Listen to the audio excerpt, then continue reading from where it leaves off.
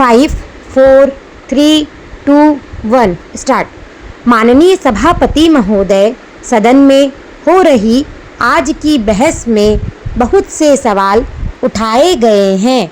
कुछ सदस्यों का कहना था कि यदि गन्ने की पैदावार को कम कर दिया जाए तो धीरे धीरे इसके दाम बढ़ जाएंगे।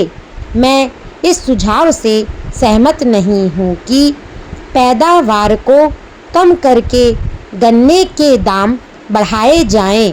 हम तो चाहते हैं कि देश में हर चीज़ की पैदावार बढ़े और साथ ही किसानों को उनकी पैदावार का पूरा दाम भी मिले।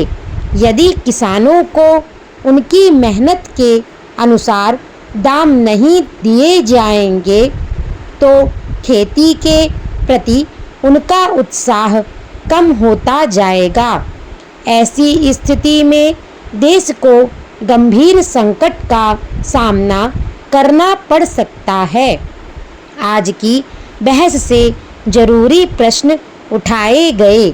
एक प्रश्न दोहरी नीति के बारे में उठाया गया।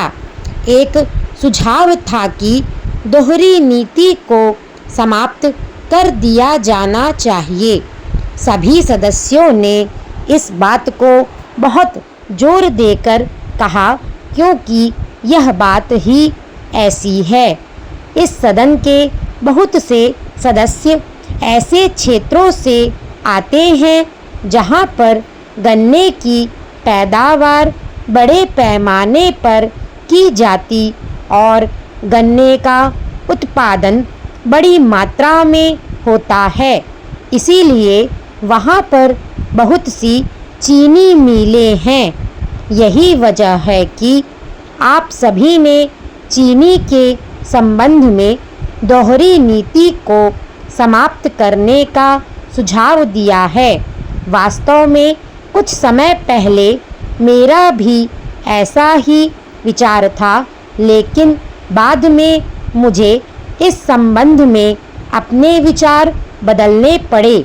मेरा तो यही कहना है कि यदि आप इस प्रश्न पर शांतिपूर्ण ढंग से मनन करें तो आपके विचारों में भी बदलाव आ सकता है। आज चीनी के प्रश्न पर पूरे देश में विवाद चल रहा है। मेरा मत है कि सरकार चीनी के उत्पादन खर्चे और मुनाफे पर अच्छी तरह से विचार करे और किसी एक निश्चित नतीजे पर पहुँचे। महोदय, कई वर्ष पहले फसल बीमा का प्रस्ताव सरकार के समक्ष रखा गया था, लेकिन अभी तक इस संबंध में कुछ भी नहीं किया गया है। इस प्रस्ताव पर जितनी जल्दी अमल किया जाए उतना ही किसानों का लाभ होगा।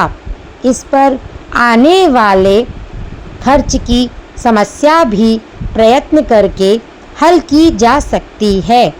आज स्थिति यह है कि जब किसान की फसल किसी कारण से नष्ट हो जाती है तो उसके पास खाने तक को कुछ नहीं रहता। फसल बीमे की व्यवस्था करके उसे इस कठिनाई से बचाया जा सकता है।